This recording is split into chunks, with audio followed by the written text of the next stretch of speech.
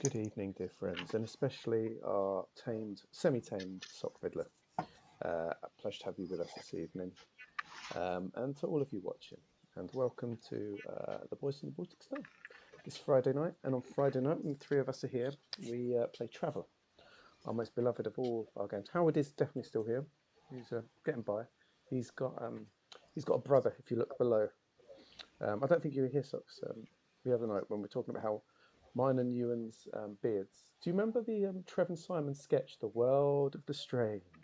I don't know if you guys remember that at all. There was they had wigs and their wigs and their beards. For one, if they had grey bits around the side and black on top, it was grey on the top and black around the sides. And mine and Ewan's beards are doing that. Whichever bit's going grey for him is not for me. And whichever bit's going grey for me is not for him.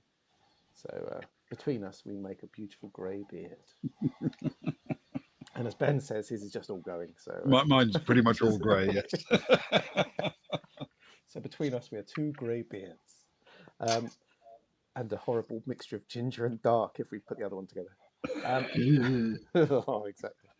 But enough beard talk. There's certain channels for that, and that's not what our category is tonight. So thank you, everyone, for joining us. Sorry we're late, it's my fault, but we're here now, and we'll be here for about an hour and a half this evening, where we're going to play Traveller, our ongoing science fiction adventure game. Please feel free to hang around for as long or short as you want for those 90 minutes. A couple of minutes is groovy. The whole lot is groovy, whatever you feel like. Feel free to chat or don't chat. Look, Socks is chatting away. We love Socks. Very much one of the most honoured of honorary boys. Looking forward to her glorious return to role-playing when she feels ready for it. Those evenings can't come soon enough for us, and we hope you're doing well as it is. Yeah, so chat or lurk, whichever you fancy. You might find that when we're not involved in the game heavily, which is difficult when there's three of us, or even when we are, we'll be chatting in chat as well. And things that get said in chat do bounce over into stream. We're very interactive. We like to see ourselves. We're not very professional. That's very important to note, and you'll notice that very quickly if you haven't already. At least we are. The mics are up. The other week we were talking for 25 minutes before someone said our mic wasn't up. So that shows how unprofessional we are. It's the best thing we've ever done as well. best 25 minutes. Oh, So the good. content. We'll never get that back. No. But yeah, imagine yourselves at our table. You're not allowed to touch the dice. You can blow on them, but you can chat and interact with us and hang out with us, right? And there's one of the ways you can do it is by clicking on the red sun. The red sun is a way to spend points, the Imperial credits, as you know, if you're used to Twitch. But there's a bewildering way, but it's a lot of interactive stuff, and we keep it quite cheap as well. So generally, the 1,000 is the most expensive. That might be things like boons. 800, you can name an NPC for the rest of the game. That's pretty incredible. Ben has to build them in, even if it's stupid names, which he's had to do in the past. Anything pink might require us to have to pose or make some noise. And then there's some sneaky ones, a few hundred, that make us have to punch someone in the game, or steal something, or tell some scouting tales, or make Agnar buy something for everyone. So have a look, have a check, find out. Team Yana. Oh, we haven't had Team Yana for a few weeks. Let me find Team Yana. There she is in all her glory. Right, she's a newsreader in the universe, the second best newsreader reporter in the universe. Of course. Yeah, there's one thing we keep for one credit and one credit only, which I'll drink to that. We like to think ourselves as very socialist kind of characters. That if you want to agree with anything, but you don't have the points, for 1 point only, you can sort of be part of it. Drink to that. And we'll raise a glass, whatever we're drinking. I've got tea or wine, so I'll pick either one. And Ewan just combines his in one mug. The monkey tells me. Twine. Twine. Oh, he's gone. The twine's pinged him across. Good evening, monkey. Oh my god, I've got to drag you across. Oh. You've just started drinking and you're gone already. Good evening, monkey. Too much twine. Too much twine. It's gone straight to your head. That's enough yarn for now. Good to have you with us, monkeys. I hope you had a wonderful stream this evening. Sorry I couldn't pop in beforehand, but I was dealing with my daughter. I hope you had a fantastic time and that no one died tonight or gone mad. Thank you for having me with. Oh, I've got a cough now. It's the twine. It's gone down the wrong hole. Anyway, quick introduction. We're short on time and I'm just blathering on. My name is Luke. I'm in the top right-hand corner. Hello. I played 2 characters in this game. I was going to point at the screen, but you can't see me do that. John's in. Oh, Oh man, the man who puts our beards to shame. Jake, welcome. John, an absolute pleasure to have you on. It's been a while. It's such a joy to have you back. John is launching a Kickstarter. I took up on it just today, and it's absolutely fantastic. And at some point, we'll find a link and we'll post it on there. John, feel free if you want to post a link to your Kickstarter on here. Anyway, it's a fantastic game that we played while it's in its sort of setup stage. So if you want to, John, go for it. Please post in there, and people, please jump on it. You can get on there for quite a cheap price with the PDFs or with a physical copy of the game. Oh, well done you, and he's on it. Yeah. The Metanthrope's fantastic. Hey, Andy. Oh, wonderful. This is great. It's lovely to have you all here. Anyway, so I play Kara at Sarai. Kara's on the left. There she is. She's an artist, a hacker, a drinker, a trader. And then I'm the other lady on the right, which is Soraya. She is a jack of all trades, a scout, also a drinker. All our characters are drinkers, you may have noticed. They say play what you know. And speaking of playing what you know, below me is a man who plays a beautiful furry creature because he is one himself. He is the housewife's favourite, my brother from another mother, and he is truly a joy to behold. He is the wonderful man, the lovely Floofmeister General, Ewan. Good evening, Ewan. How are you? hello, Luke. I'm very good, thanks. So I was mildly distracted. I was going through Twitch trying to find those beard talk channels that you had mentioned earlier. Those specific beard talk channels that are out there, apparently, that I've never heard of. Have you not found the category? I've missed Beard out talk. completely on a whole Just bearding. genre of Twitch. Yeah, Me and John stream on there on the quiet most weeks. I can imagine. Beard Twitch. That's a whole different hobby. Beard twitching. When it comes ZZ to, stream. I like it. When it comes to TT's RPG beard royalty, I would imagine you and John right up there. No, Ewan, John. Oh, thanks. So, enough beard love. Why don't you tell us about your characters tonight? Yes, of course. I too play 2 characters. I play the beard-free Stefan Miller, who is sat next to Soraya on the right-hand side of the screen there. He is sneaky space rogue. He is the one with a secret compartment about his person for storing things when we go through security, which is not the one that you would expect. This is by design. And I also play possibly the most bearded out of all of our characters, Agnar Arnson, who I'm sure you can pick which one they are in the picture. They are indeed all beard. They are the slightly older former military general and general all-round daddy of the group in buying things only. He holds no authority. He just springs for brunch. As long as everyone's been well behaved. I like to think he has some authority. I don't know. Well, no more than anyone else. I think we're a fairly fair ship. I'm glad you said that earlier in the evening and not after more wine. Me too. More twine, no more twine. More twine for you. Oh, look, your name's popped up now. Your name's in front because you popped off to the side because of the twine in your back. You repositioned yourself in our order of pictures, which has put your name above the man at the bottom of the screen, which is treacherous, really, because this man is the smartest man in any room, whose picture should not be adorned by another man's name. He lives his entire life in a Twin Peaks dream sequence and is often found being carried around Faversham in a sedan chair on the top of 6 topless, heavily oiled Eastern European man mountains. He is the Queen of Faversham. All wave royally to our beloved Ben. Good evening, Ben. How are you? I'm well, thank you. Yes, I'm well. I'm doing well and looking forward to tonight. It's good. When is your next shave coming up? That's what I want to know. Oh, it's got to be really soon. It's starting to feel like it's time to go, this one. Oh, that's it. And what's the longest your beard's ever gone? I'm just changing the category as we speak. Bear with me. Let me think. About a year. A year. That's pretty good. That's Yeah. pretty I strong. mean, growth. this has gone a bit longer than usual. This is, I think, 7 weeks, something like that. Yes. So a year was, well, not a trivial amount of facial hair, put it that way. Oh. Because if this is 7 weeks, you can imagine what a year was like. So my goodness, you've got strong growth in that.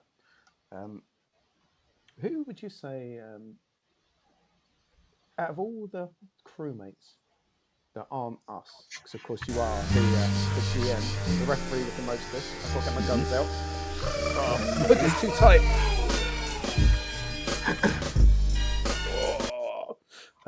Just in case people can't see, I've got a greyhound tattoo now. Look at that. Just in case you haven't been back. It says, what's it say? Baltic Star. There it says Baltic Star. Anyway, of all the crewmates, who do you think is the best at growing a beard? Well, I can't shake the feeling that Cags would probably grow an impressive beard. Would he go for what sort of growth would he go for? Can I put my vote in for unkempt? A bit like this, Seems- yeah, probably. Seems like a word that would describe Cags, if I'm honest. He may be something of a nerf herder, yes.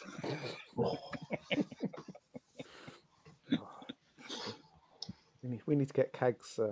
We need to steal his razors at some point. Well, we should make a rule on the Baltic Star. No shaving till, where is it we're heading? Brooklyn. The other side of the rift. Doesn't quite have the A long same way. hat, does it?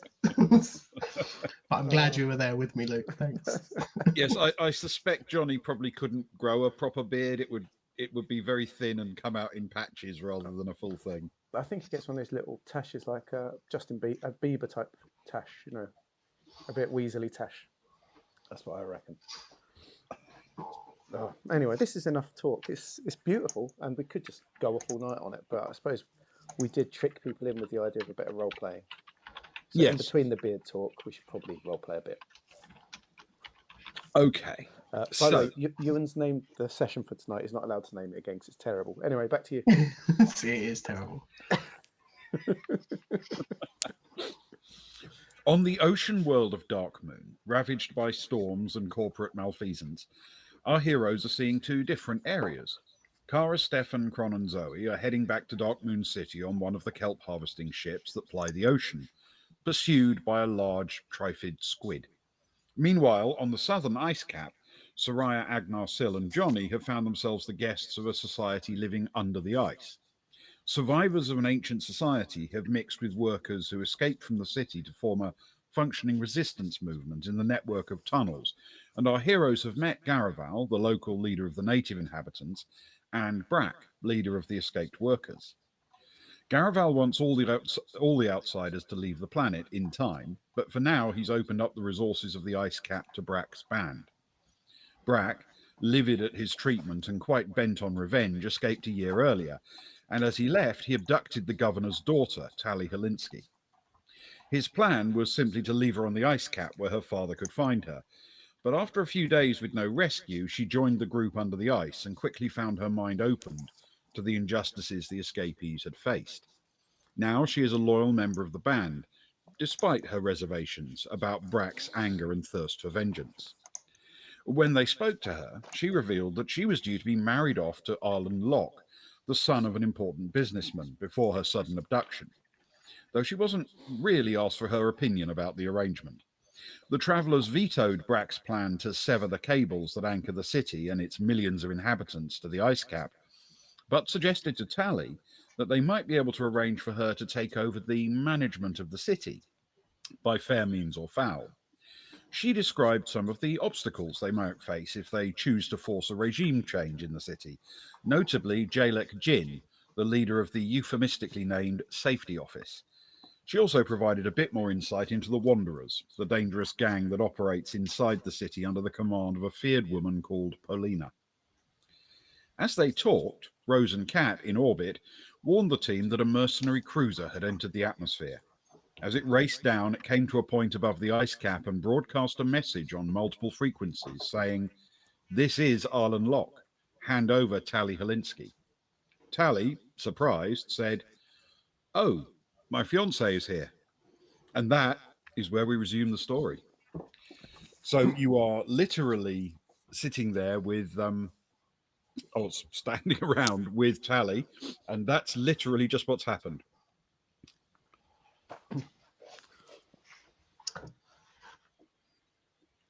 As always, the traditional moment of silence before.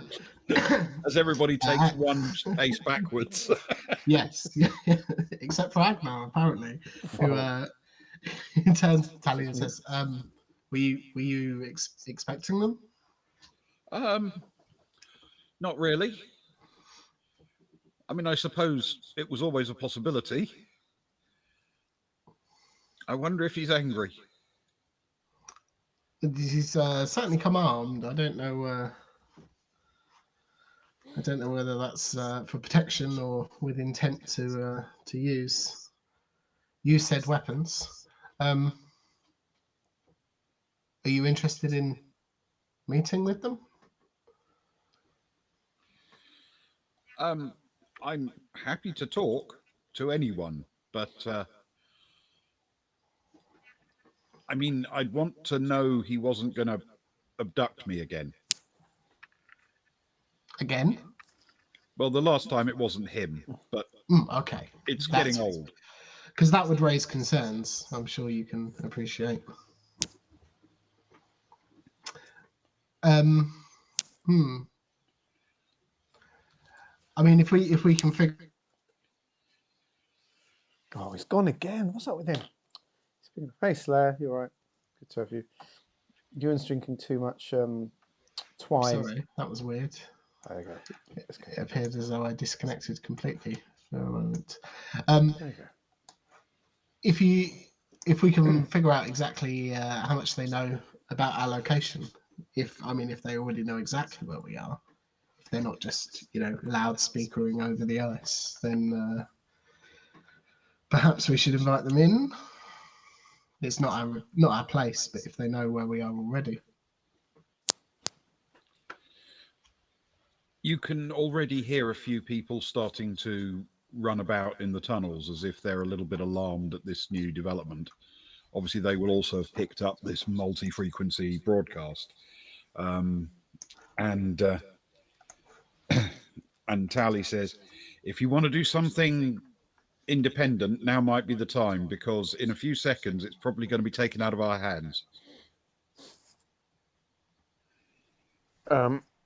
Where's Brack? Sally, can you take us to Brack?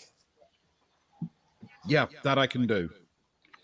And she sort of nods and says, well, you know the way, and leads you out of that little area you were in and along the passageway back towards the main hall area.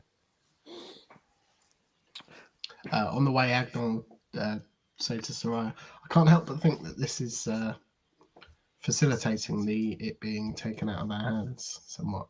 And I don't mind, just pointing it out. There's many ways that it'd be nice to... our dear new friend Arlen Locke's appearance, you mean? No, I just think that perhaps Garaval and Barak will have their own opinions on what should be done, and that this is their place, and that they will do what they want to do, and it's none of our business. Well, as much as the armed warship would try and do the same. So you're saying, really, we have potential four groups at play here. You have Garaval with his belief in putting up with people with the goal of moving everyone off. He wants to chop the ropes and then everyone else leave.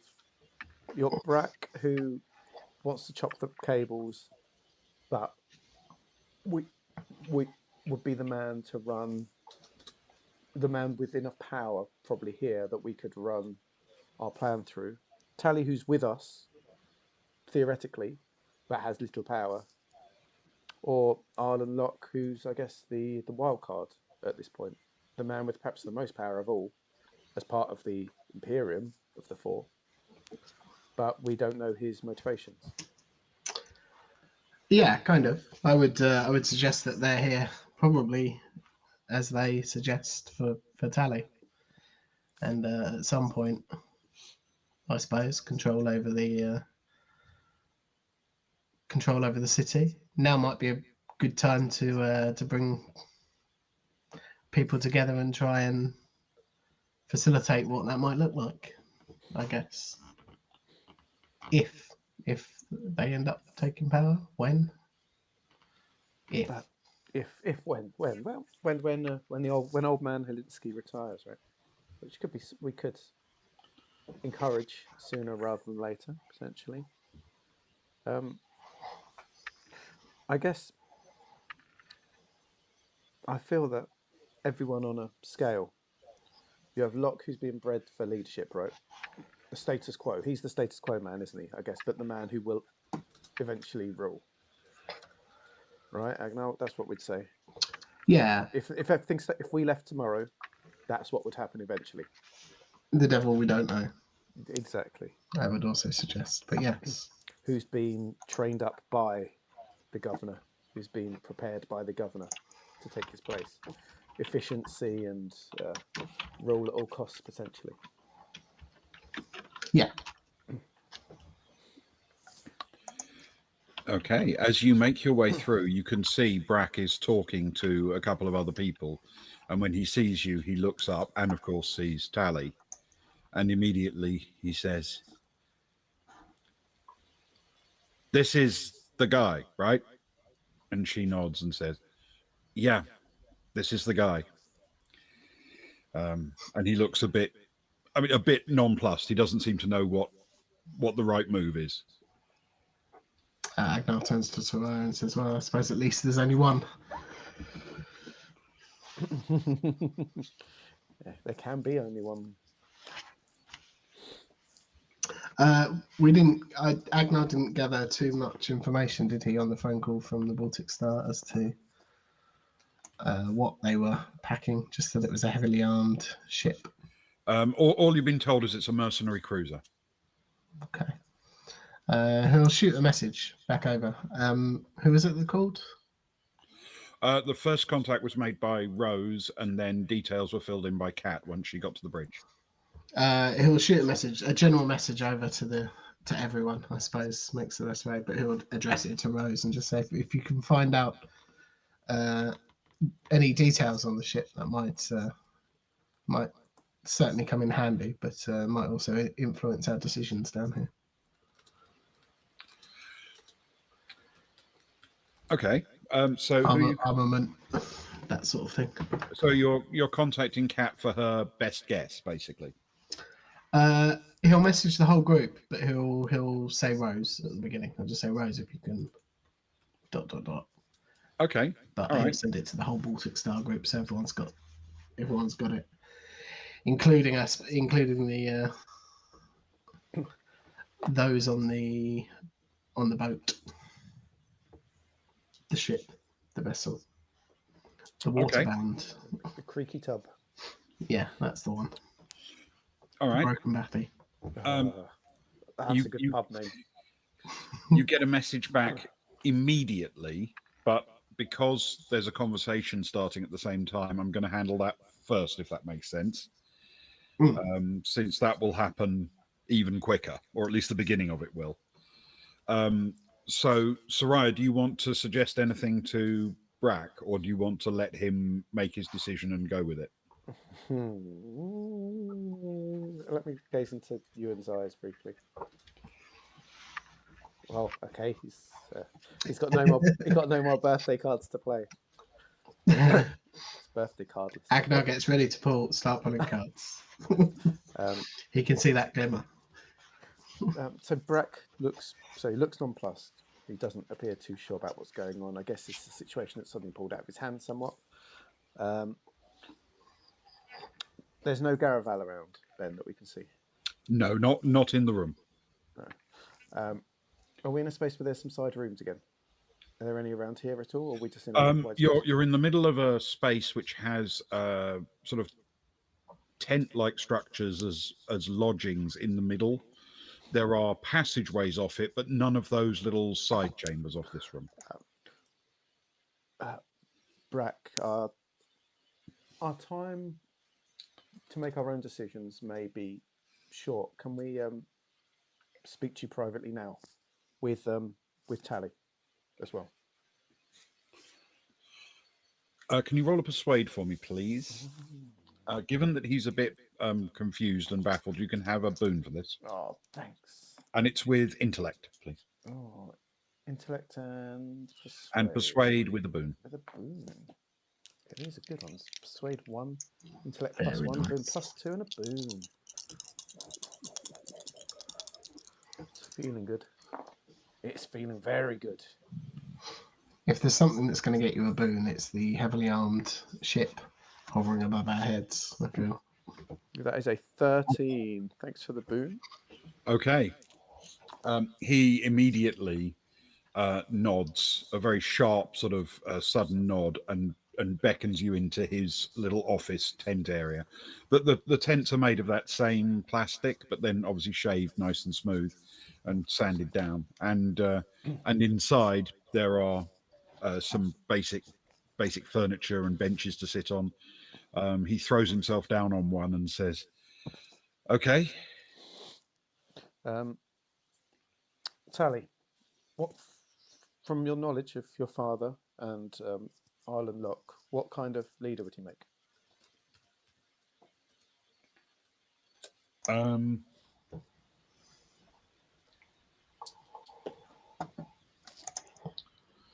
All right.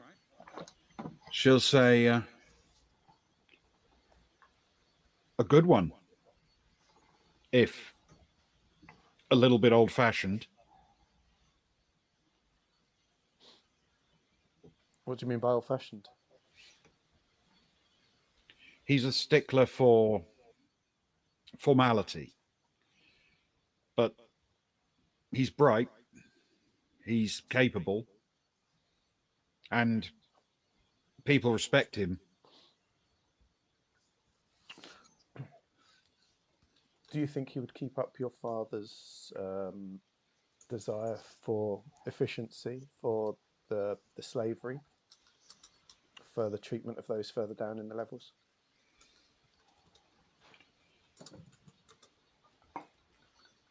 I don't know him that well, but from what I know, I suspect he would be opposed to that kind of organization. He believes that people work better if they're motivated.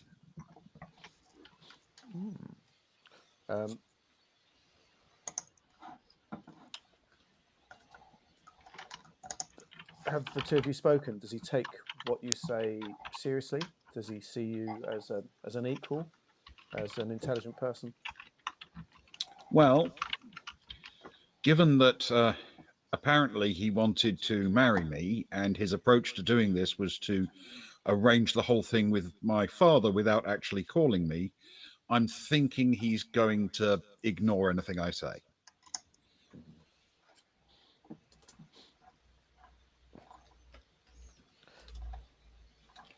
Does he seem eager to lead? Like your father's still got time, right? Your father's still around for the time being until he gets his retirement. Does Ireland seem like a man that is keen, is eager?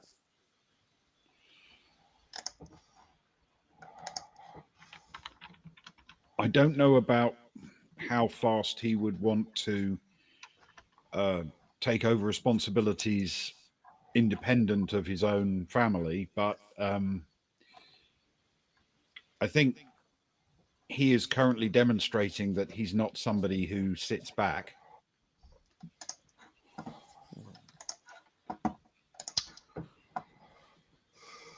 I guess the measure of his actions will be whether he thinks he's doing it because you've been taken against your will, or just because he wants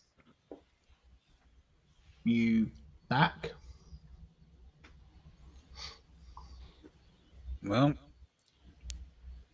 I can make guesses, but it's probably better to talk to him. Brack,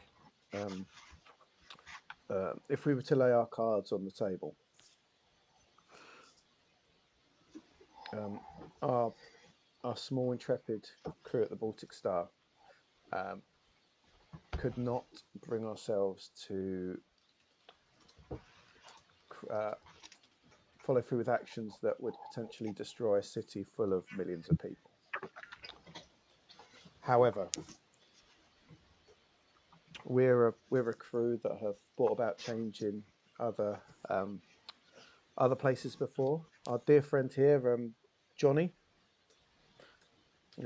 we met him on another planet where we enacted change. In fact, our other colleague here, Sil, was there at the time, and I guess it'd be very easy for us to walk away right now. But you're a man who struggled against the system, right? Back then, a man who saw the bad treatment, who was treated badly, who left for something better, right? Mm-hmm. And I know this may not be Garavel's dream, and I know Garavel has spoken his dream to you, but our hope is that we've been trying to come up with something that could depose Tally's father and bring about fairer rule in the city. Something where change is improved for those that are working there, but not to a point where the Imperium take note of such a backwater kelp harvesting planet. Mm-hmm. Not bad mouthing your planet or anything. Wait, is that the only card you've got? Yeah, I only did the two basic cards akimbo lay. I was holding the best one. It's fine. Go on. No, go on. do you want something? It's not important. Do you want something for? There's a Do you big want something for a big shield card? Do you want something for a big card? No, you want a big card? A big card. It's fine. Save it for later. We'll do it in front of everyone. We Tally told us there are security forces, correct? Guardians, who report to her father. There are thousands thousand of them in an organisation, the Safety Office, run by Jalek Jin. I don't know if you've had dealings with them. Yes. Like a secret police or something, like informants, eyes everywhere, right? Like a Big Brother kind of situation. That's one way of putting your it. dad and all that sort of stuff.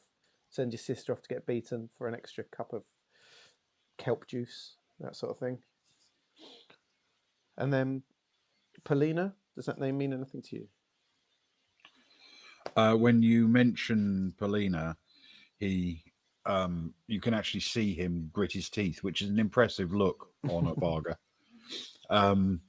And he nods and says, "I know the name." Would you agree that for a better world to be created in the city, the Guardians, the Safety Office, and Polina would all need to be challenged?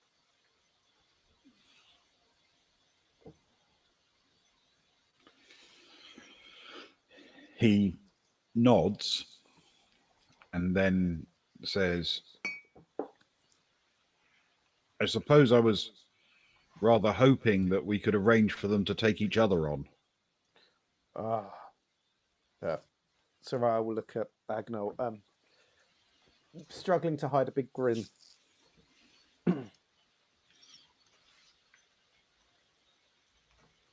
Yes, I am.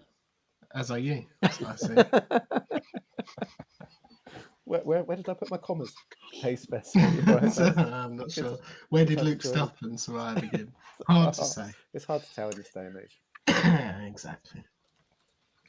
It's been done before, not by us as a group. Mm. Do you have an idea of how that would work, Breck? Or is that something we'd need to work on quickly together, or after chatting with the new big man in town? He looks a little bit lost, and he says, "My big idea was cutting some cables. I'm not really equipped for that kind of planning." Ah, your new big idea is getting three massive, powerful groups to fight each other. That's an even more exciting plan, don't you think?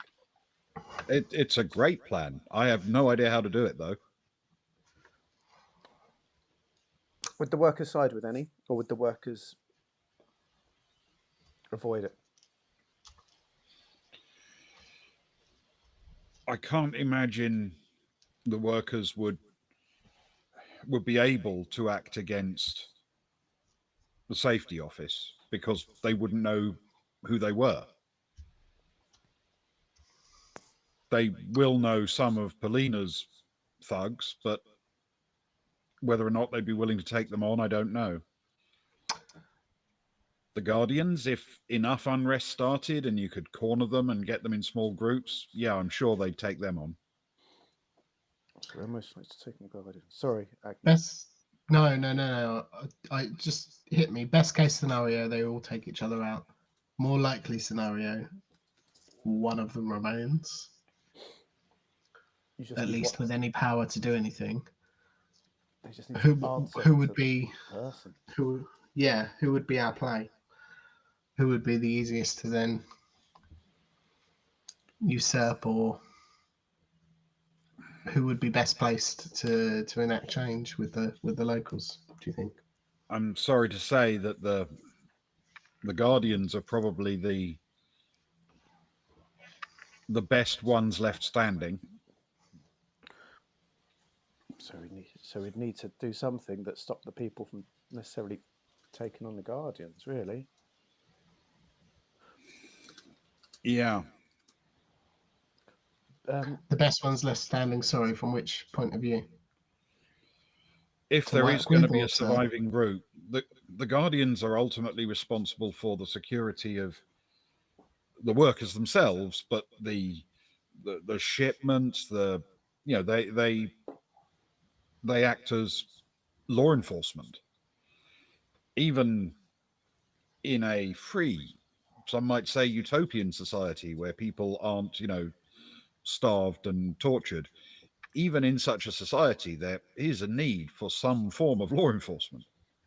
And if they were following orders from a more,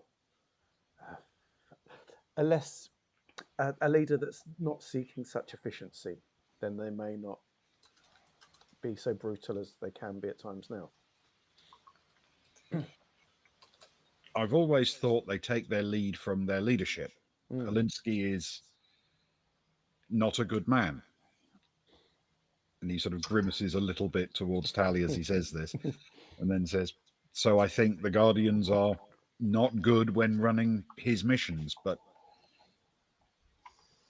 they're recruited from the people who live here, you understand." and just upholding the laws. So if the laws are put in place by somebody who has a different end goal or perspective, We could paint their uniforms a bright in colour, theory. take away their little face guards. Oh. How easy is it to spread rumours and propaganda around the city, in your experience, Breck? Extremely difficult. The workers don't have access to electronic communications of any personal nature, and moving just from one level to another is something that requires a shuttle trip. The shuttle trips that are run by the Guardians. Yeah.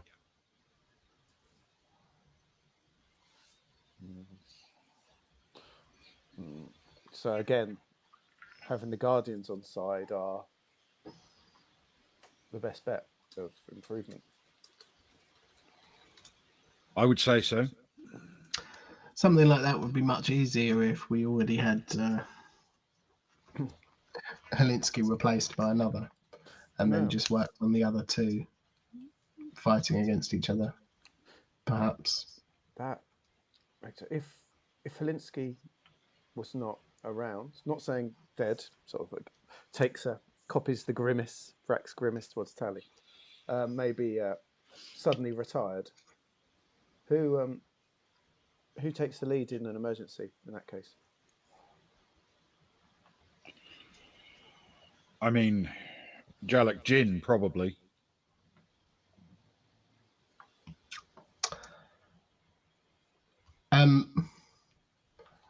Sorry, I can't help but feel as though we're somewhat not addressing the elephant in the room, which is No, there's already two the Varda. giant. It's like a veritable Well, menagerie in here. Of course. I was thinking more the giant warship that's currently somewhere above us broadcasting with As you Tally's fiance. as you say that, glancing down at your communicator, you've got a message there from Kat, who reports that the ship is a Type 909 assault cruiser. It's not as bad as I thought. It's evidently we have good information. Have it on good information that it's a Type 909 assault cruiser. And Agnar looks over to Soraya as if to gauge the reaction because that probably, I assume, doesn't know. Actually, Soraya was a scout. She was a scout for many And years. Agnar was a military commander. Agnar,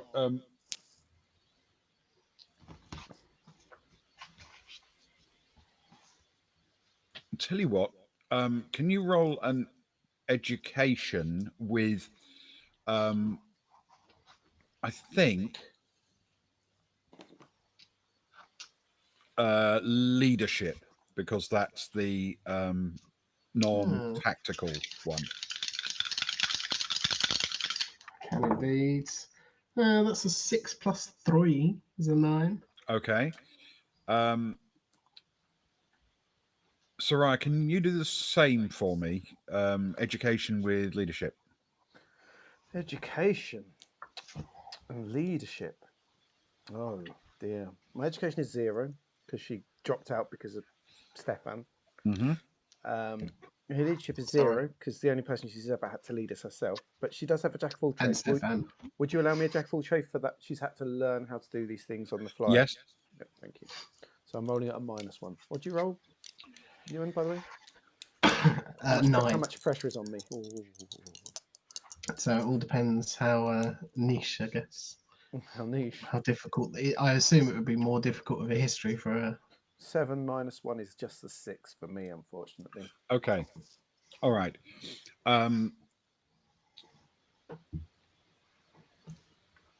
Agnar, you're not intimately familiar with them, but you've heard of them. They are not uncommonly used in Imperial military circles, and they're a bit old-fashioned now, a bit out of date. They're no longer really current, but ones in the hands of private mercenary outfits are still commonly kept in service, and they have a reputation not only for being quite rugged and powerful. They are armored and well equipped with weaponry, but they are also an assault landing ship. The exact specs you won't necessarily be able to recall, but they are potentially capable of putting, a force of 1,000 Marines down onto a planet and backing them up with considerable firepower. And even as you're sort of getting this, a message comes through from Zoe, who's obviously been included in this link as well, who mentions, asks the question, is that the 11,000 tonner? And Kat responds, yep. So after looking to Soraya, Agnar will say, of course, Soraya here will tell you that it's an assault ship. Capable of putting 1,000 troops on the planet's surface and backing them up with some heavy artillery Oh man, from yeah, above. I've seen many of them in my time flying around. They're a bit outdated. Yeah. Don't see them so much More, now, right? more modern than anything I've seen around here. When he sort of looks around, peeks his head outside the tent. Now, If I'm honest, my question to you would be, Agnar, if you were flying over from the next planet over to find your fiancée, yeah. if you were coming in peace, would you come in a yacht, or would you come in a 11,000-ton Type 909 assault cruiser Capable of putting 1,000 troops on the planet's surface. and supporting them with firepower? Yeah. It's a very good question. If I was flying over from a neighbouring planet, I'm going to be honest. I think I'd probably currently be sat on Geeka having drinks because I have no piloting skills or astrogation.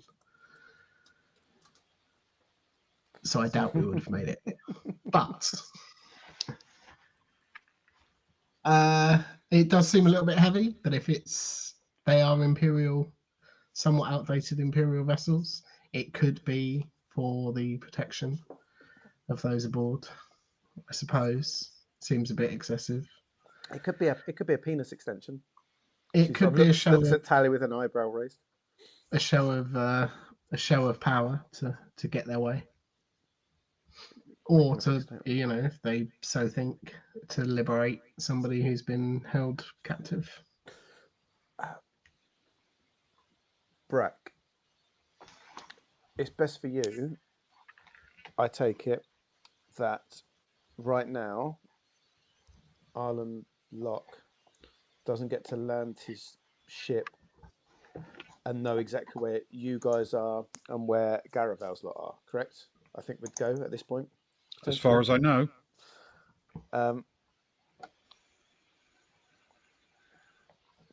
You've got a device that we can keep a number for you. We can stay in touch. You got something we can stay in touch with? Yep. Are you... I know your beautiful plan was cables, but if we kept in touch with something that would make the lives of the people in the city better, and we kept in touch with that, could you potentially be on board if it fit with you and your people?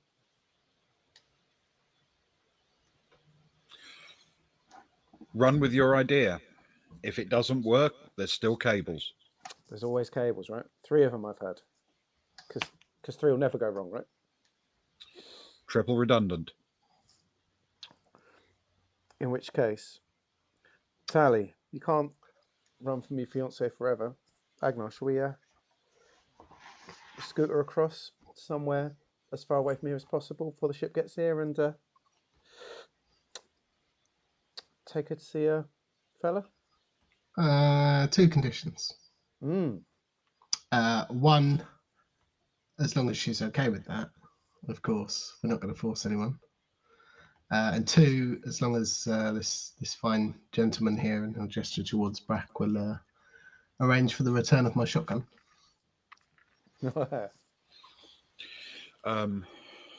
Brack smiles a little bit at the second one and says, "Of course. I wouldn't want you to go unarmed."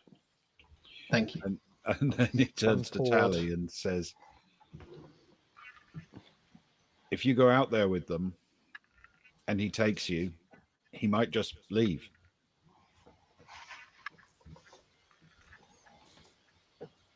And she nods and says, "Which is probably better than him landing troops. I'm going." And he nods, picks up a rifle that he has next to him and hands it to her. And she shoulders it and strides out into the cavern, calling out to a couple of people to bring your weapons back. Thank Garavel for his for looking after us so well while we're here, and thanks, Brack. Savara offers a handshake. He'll shake your hand. Right. Good luck. We'll keep her as safe as we can, and hopefully we can speak to him and we'll see where he's at, and hopefully we'll be able to get back in touch with you, and hopefully it's for the good, and hopefully we don't need to rely on the cables. But like you say, there's always the cables, right? Yeah.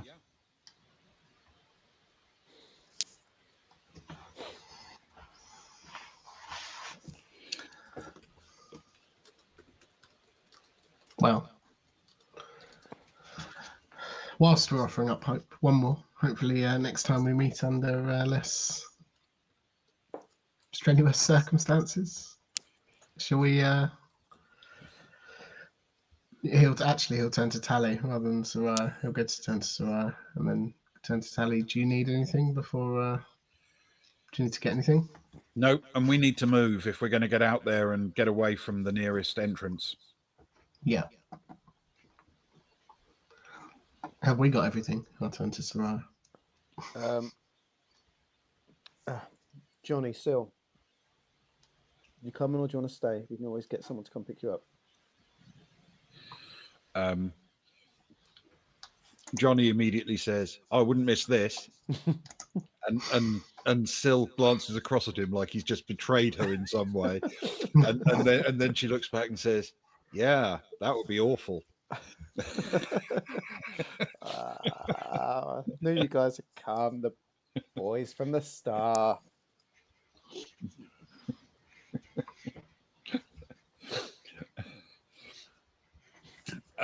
Yes, so if you grab your kit, then Tally will lead you along a little maze of passageways, which eventually ends on what's effectively a slope that leads up to a trapdoor in the ceiling. And she waits until everyone's up at the top before popping the trapdoor and, sprinting outside as fast as she can, and calls out, "Hurry, hurry." Agnor, do you want to let Rose know what we're doing? This foolhardy errand that I've put us on. As she grabs her skis and sort of follows out. Yeah, sure. He'll do the same, and he'll carry on following, and he'll drop a call to the Vortex Star or to Rose. Okay. Don't know whether that's a good or a bad idea. But if we're going to communicate. Fair enough. Actually. Sorry, Ben. Yeah, that's okay. Can I change the plan? Can he call Kara? Yes. It makes too much difference. But we'll just we'll pick it round a couple of phones. Hello. Kara. I don't know whether you've been paying any attention. No, look, we haven't got time for us. No, I don't need another drink. No, it's come past me like 7-8 times already. All right, pass me the next person. Right, what is it? This is very important. Do not forget to do this. This is very important. We are currently on the way to the ship that we were talking about in the group chat. You know all about it. Big ship. Big ship, little ship, cardboard box. 1,000 troops landing on the planet. They're here to kill us all, Kara. 1,000. We're currently heading there with the governor's daughter. Did I tell you about the squid? He hangs up and calls Rose. Oh, Stefan, there's 1,000 troops coming, man. Apparently, I think. Are you in better shape than me, Stefan? She sort of squints at his eyes. What? No. How many troops? What troops? Kara starts clumsily texting into her device to Rose about something about Sagnar going to ship, 1,000 troops coming. And then emoji of a birthday cake and the little trumpet with the sparkles coming out and the moon. Don't forget the rocket ship. Put the rocket ship. Two. I'll put two rocket ships. Okay. Yeah, I like it. Put one at the beginning and one at the end, so it's like. I'm trying to say, do I need to do 1,000 little men emojis? Right, 1,000 men emojis, or just 1,000 times the men? I'll do 1,000 times man. That's probably quicker. How's Kron? You all right, man? You all right? Although we should see who can count to 1,000 after this much. That's a good idea. And he Good stuff. raises his glass. Tastes less and less bad the more you drink of it. Kron says, "What's happening?" There's swords of 1,000 men, Kron. They're incoming. Okay, well, play nice. We'll do. Why don't you go and fix the bathy, Kron? Come on, you'll do a good job of that. You do a good job. We get back in there. We'll drop you over board, in it, if you want. Didn't we already fixed the bathy? Oh, you got the bathies are all in good work. they're They're all here. They're all Look. 6 of them. 1, 2, 3, 4, 6. See? Oh, 6. So what's the gap? There used to be 8. What? There's no gap. We've got 1. We've got 6. I made it to 6. There's 6 of them here. God, you're so wasted. As you hit the surface of the ice flow, Yeah. Callie starts striding away across the surface, moving quite smoothly on a pair of skis. She's obviously practiced at this, and you guys are following pretty much in her tracks. The amount of visibility isn't all that great. There's a little bit of wind out here and a lot of snow in the air, but you know she's making good progress. Slightly uphill at a sort of angle, sort of going up on a diagonal and getting over the lip of a bit of an ice ridge before gently rolling down the other side, skiing down the other side, and checking over her shoulder to make sure you're all following. But you all actually did okay on the skis on the way here. There's no reason you wouldn't on the way back. And once you got a significant distance, she stops and turns to you and says, "So, what's the plan? Do we call him on the radio or wave our hands in the air?"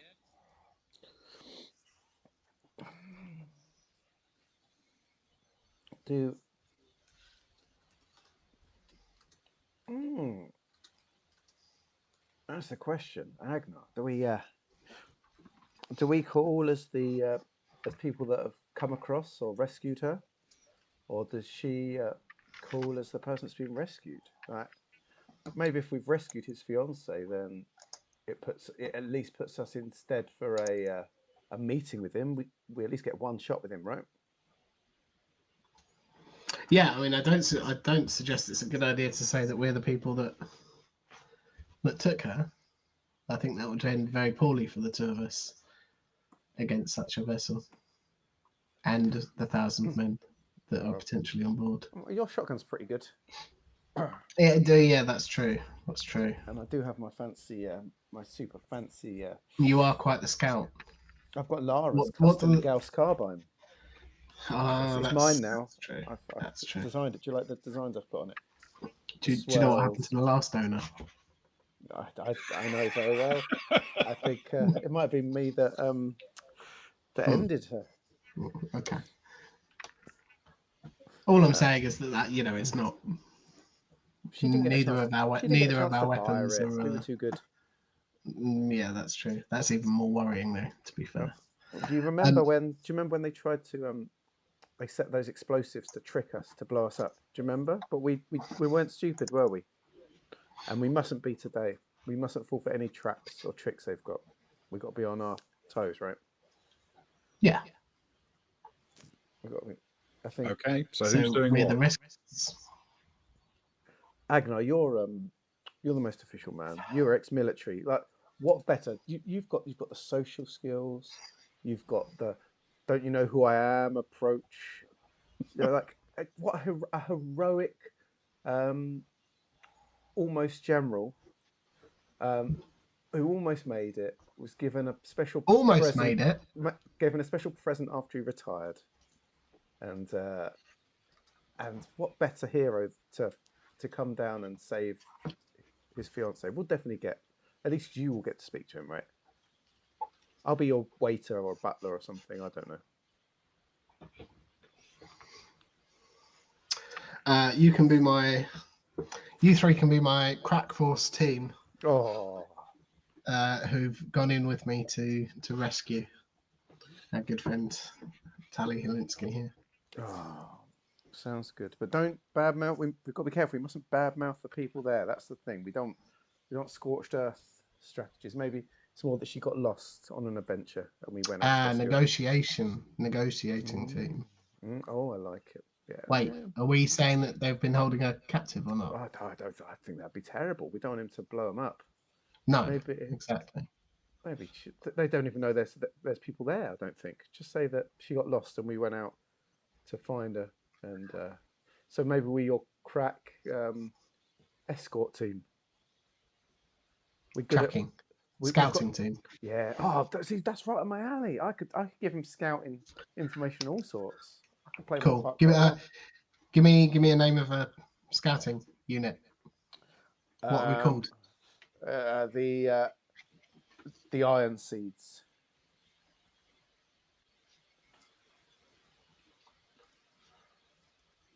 Perfect. I love it. When the information of the ship came through, Ben, did we have any call sign? I don't think that was included in the message, was it? It was not. But And it you wasn't do have their broadcast, broadcast frequency, of course. You can contact. That's handy. He will. Do we have the capability to do that on our devices? Yes. Good. Otherwise, we'd just be skiing around here for hours. He will send out a broadcast on their broadcast frequency. Attention, Island Lock and unidentified vessel. This is Agnar Arnson, former general of the Imperial Army, along with my scouting team. I believe we've come across something that belongs to you. Sorry, gags at such a phrase. As a woman that's been fighting for herself for like over a decade. Something you're looking for. Over.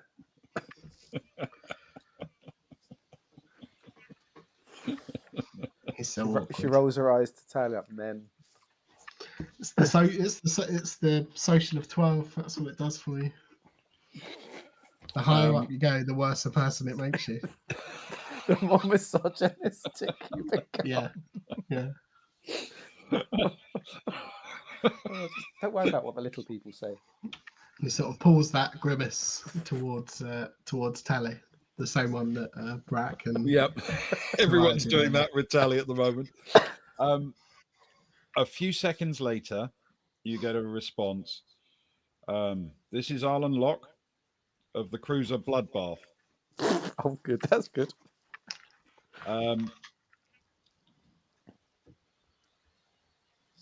We've zeroed in on your radio position. I'm on my way down. And you can, after a few minutes, you can just make out that sensation above you through the sort of light blizzard that a very large ship is coming into towards the surface. However, it doesn't come into land, and instead a shuttle separates from it and comes down and lands just 100 meters or so away from you. And the ramp drops, and out steps a single figure, not escorted with vast numbers of troops or anything, just a single figure wearing what looks like a very smart, custom armored environment suit. Smarter than mine.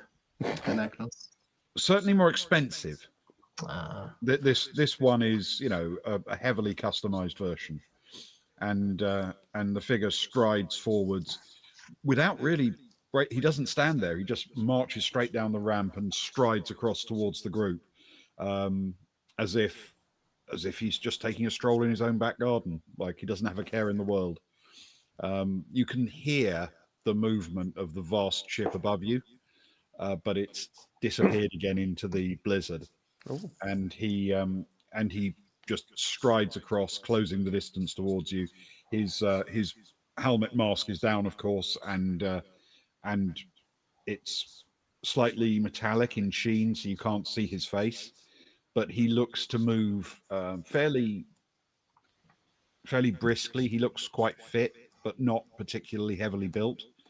And the snow doesn't seem to bother him at all in his environment suit. And as he approaches, we're going to take our break. No. Thanks, Ben. Yes. All right, we're going to shoot off for 5 minutes, and then we're going to. Oh, it better not be Luke. Oh, imagine if it's Fest. Don't. I've set myself up for it now, so I'm Why not would you? upset. Grey Hill. Oh no! Why would you say that to me? Grey Hill's brother. Just... Ooh. Arlen Lock-Bass. Right, we're going to go 5 minutes, and then we're going to speed run a 20-minute burst to the end. We've got a strong finish tonight. We've got to finish at a certain time, so we're going to do that. So don't go away. It's going to be a little burst to the end. Thank you for being with us. Let me quickly put some music up. There we go. Then we put a little graphic up. There we go. And we're going to go away now. See you in a sec.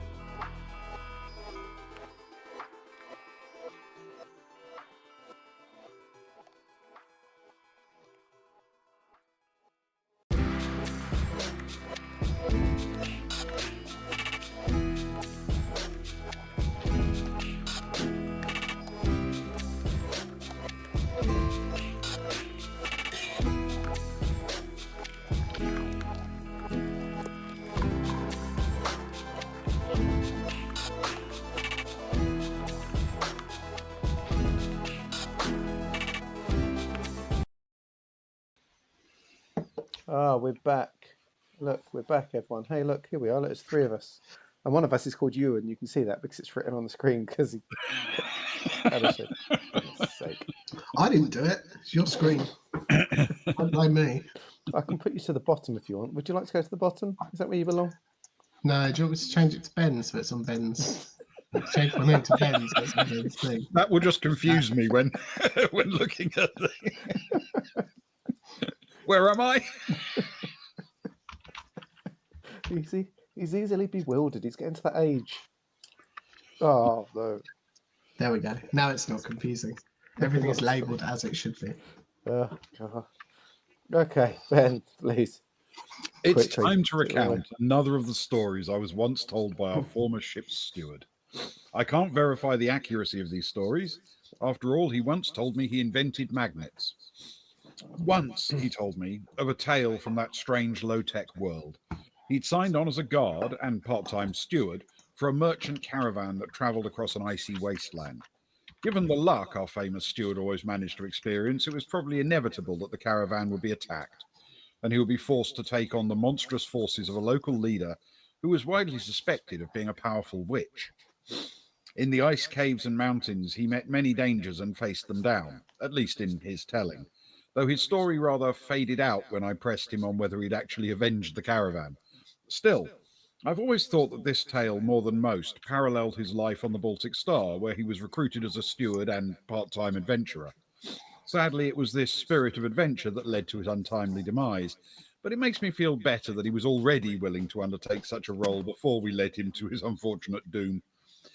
He was a great steward and a stalwart companion, so please join me now as I raise my glass to the late, great Greyhill Bast.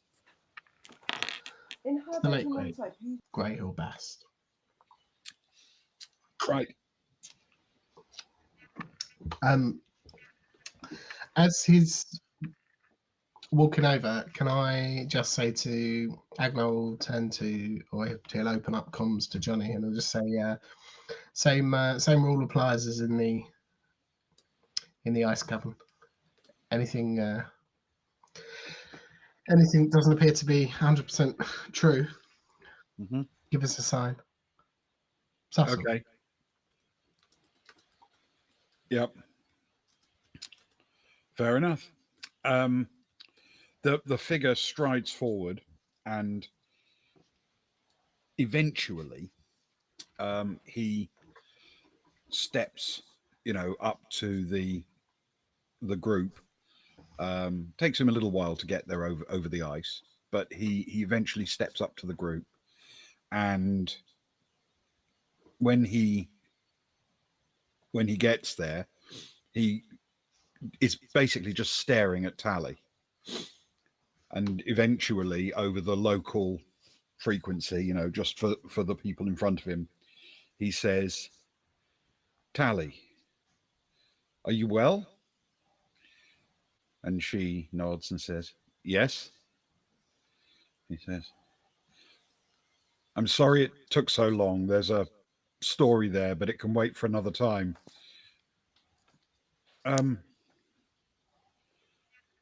I came to get you. Are these people your friends?" And she nods and says, "They are." He says, "Well then, thank you for finding Tally for me." Can Agnar have been watching the two and have a conversation and just try and gauge from Tally, I guess, whether that's surprising interaction or a well-received interaction, at least, an amicable one, I suppose.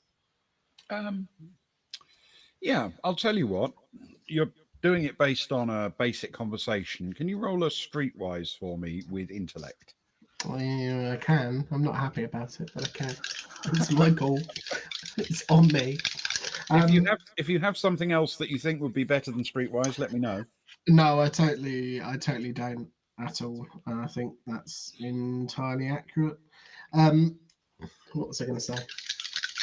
Doesn't matter. Not important. Obviously. Oh, sorry, that is an 11 though. Oh, -3 for Streetwise, and did you say with intellect. Yeah, that's -3 for Streetwise. So 8 total. Yeah, sorry, 8. Okay. It seems again formal, perhaps. Perhaps that's just the way he is, but she doesn't seem nervous or upset with him. She seems pleased to see him, but formal. And then Agnar will turn to Arlen and over the local frequency, he'll offer out a hand and he'll say, "You're very welcome, Agnar Arnson, former general, the 17th Rift Runners." Immediately, the man extends his hand and shakes it, and he takes a sort of a moment as if to gather his full arrangement, and he says, "Arlen Locke, Sir Arlen Locke, formally, but Arlen is fine. You are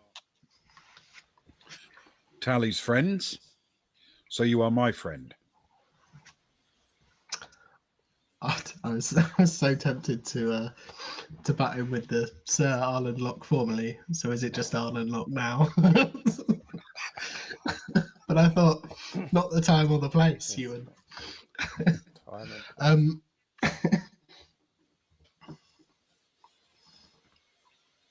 This is thank you. It's very kind of you.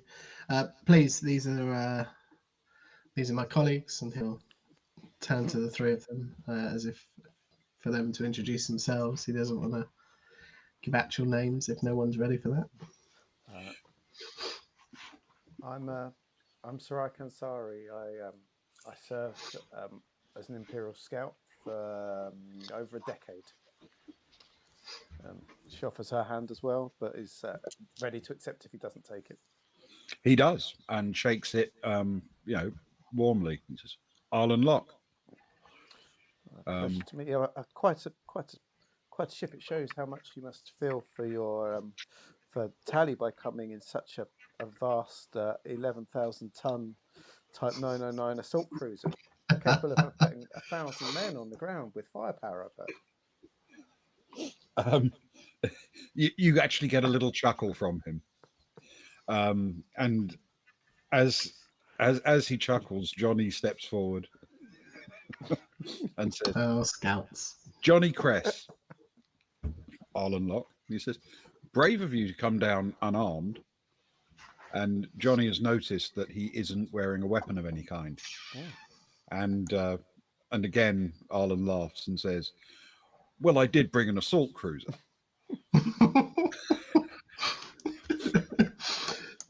Capable of carrying 1,000 troops, take that. And Sil Sava steps forward, and she just says, "Nice to make your acquaintance, Sir Arlen," but doesn't give her name. And he shakes her hand and says, "Nice to meet you as well."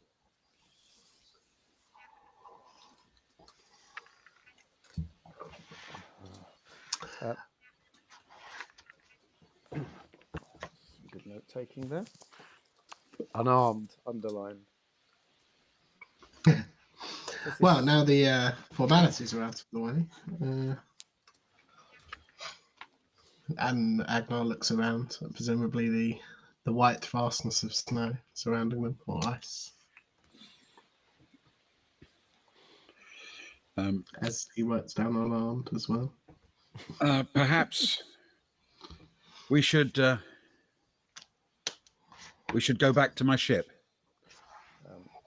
Does he seem to be suggesting we as in the two of them, or we as in all of us? He seems to be okay with all of you coming. Wonderful. Soraya going to slip her arm through Tally's arm if Tally allows it. There's a sort of a, I don't know, it's kind of not a protective thing. So no, it's just almost like a, we're coming too kind of thing, if that makes sense. Yep. Fair enough. And Ben, sorry, very quickly. We got here via shuttle. yes, What happened? Where did the shuttle It's 4 kilometers. stay? Go? it's 4,000 meters away. It's still parked up, isn't it? Some distance off on the ice sheet. And there's no one else there, is there? No. Apart from us. So Agnar will say, "Well, we do have a shuttle on the surface. If you'd care to take ours, it may not be what you're up to the standards that you're used to, but it certainly does the job." He glances around as if surprised that he hasn't seen a shuttle. And then he says, is it hidden? Oh, it is a short ski. Do we have any spare? And he'll look to the rest of the group. Spare skis? Did we bring? You don't have any spares with you, no? No, we didn't bring any. It's with all of our alcohol, I assume. We could, if we're keen, Agnar, Soraya will lean into Agnar, I guess. It's like, are you just wanting to keep the shuttle, or you actually want him on our shuttle? I was just keeping options open. He'll say on a private channel to so. Yeah. Sir Arlen, I'm the pilot of our shuttle. If you'd be so kind to, I can guide us to where our shuttle currently is. We've walked a long way, of course, looking for Tally, but I can guide you there. And if you'd be willing to drop myself and maybe my 2 colleagues, nodding to Sil and Johnny, off with me, and happy for us to come up with you, we'd really very much appreciate the chance to get ourselves sorted, discombobulated, and have a chat if you're happy to. Of course. And he strides off towards his shuttle. Agnar, you stick to him and Tally, yeah, for it all. Do what you do best. Schmooze away. Tell a tale or two, and I'll hopefully get the other 2 up with me as well. Okay, so you're all walking to Arlen's shuttle? That's a long way to ours. Fair enough.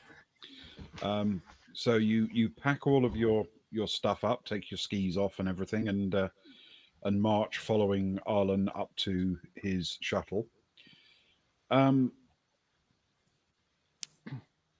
Given the luxury of his suit, as you step inside the shuttle, you realize it's a pretty basic thing, and it doesn't look the newest. Very sort of ex-military functional kind of thing, not a Playboy's runabout. And it's seen better days, but he welcomes everyone in and closes the hatch, and then he says, "Give me a direction."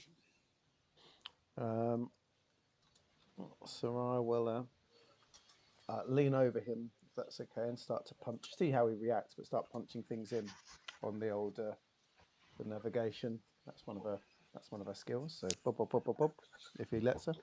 Yeah. In fact, as she sort of leans across, he says, "If you want to fly." What are we saying about this shuttle? How does this compare to ours? Would I be very upset to crash it? It's a comparable sort of model, actually. this one's a bit older and a bit less less well maintained, but it looks like military surplus, but there's no horrendous alarm bells ringing in you when you look at it. Soraya will allow a sort of a cheeky smile. She says, "Well, it's nice to slum it from time to time." And she's like, "I'm joking. I'm joking. I'm joking." And she eagerly jumps behind the controls. Okay.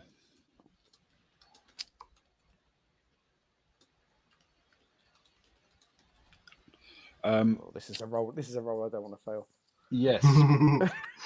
You know the direction, so could you please It could solve all roll our your problems. piloting skill for me, please? A blaze of glory, Luke. With dexterity. Well, my piloting is a 1, and my dex is a 0, so it could go wrong. There's every opportunity. Indeed. I've some good and some bad tonight. Where are we falling today? 9. A 9. Okay. 9. Somewhere in the middle. Somewhere in the middle.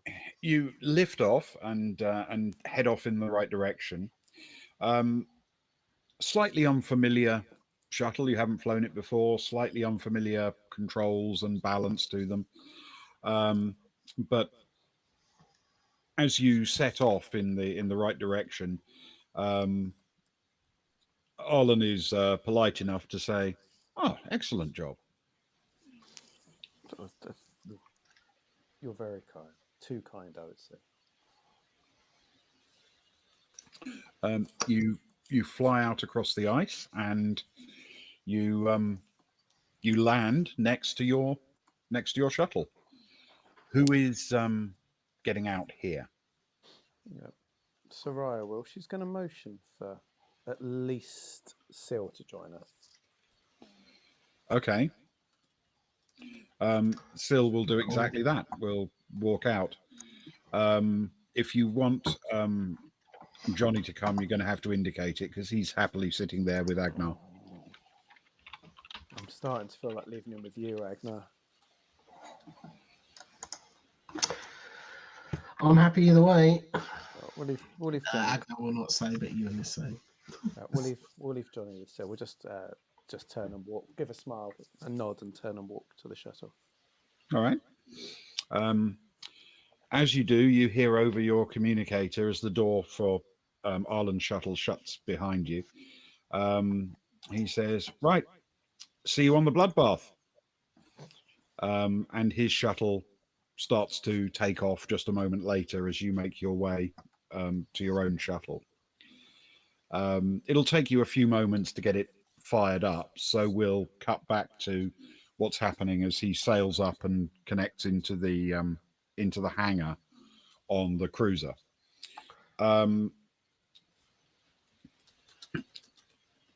Ben, just very quickly, if I may, as he reminds us all of the name of the ship, and the door closes, sealing Agnar firmly inside the shuttle. He suddenly thinks to himself, "We don't recognise the voice, do we?" Roll a streetwise with intellect for me, please. Other than, of course, the broadcast that came out as we were underneath the ice. Streetwise with, did you say intellect again? Yes, please. Good news. That's a 7 minus 3, please. 4. You have no clue. Well, Agnar feels reassured. The flight to the bloodbath is quick. It's not very far up into the atmosphere, and the sort of hangar is vast, and the shuttle docks quite easily into there, and as it does, the hatch opens and he says, "Welcome aboard," and strides out onto the sort of big gantries that are there, sort of connecting across this very large ship hangar for small craft. So you're welcome to follow him if you'd like. Ben, can we finish there? Sorry, my eldest is struggling and just woken up my youngest. I really need to go. Yes, And that's of course you appropriate, can. but I'm sorry. Right. And Okay. can we do no Rosie's cat? Sorry, Spez. Because I need to look everything off. I'm sorry. Sorry, guys. Sorry I've ruined the evening. But that's a good point to finish. No, it's all good. It's all good. Sorry. Don't worry. Cheers. And we can certainly hold on to a Rose's Kappa next time. Yes, we can. We're streaming again tomorrow night. It looks like I may be we child are. dependent, but you three definitely will be. Spez is running something, and it's going to be absolutely amazing. Follow our socials. We'll talk about it tomorrow. I'll catch up with Spez tomorrow. I'll sort some graphics out with you, Ben, and this and that, and it's going to be good. It's with mainframe computers. It's mental. It's brilliant. Spez is running it. It's going to be absolutely spectacular, and we'll see you all tomorrow. Okay. So thank you, take everyone. care, guys. Good night, Cheers for everyone. watching. Thank Good you. night, everyone.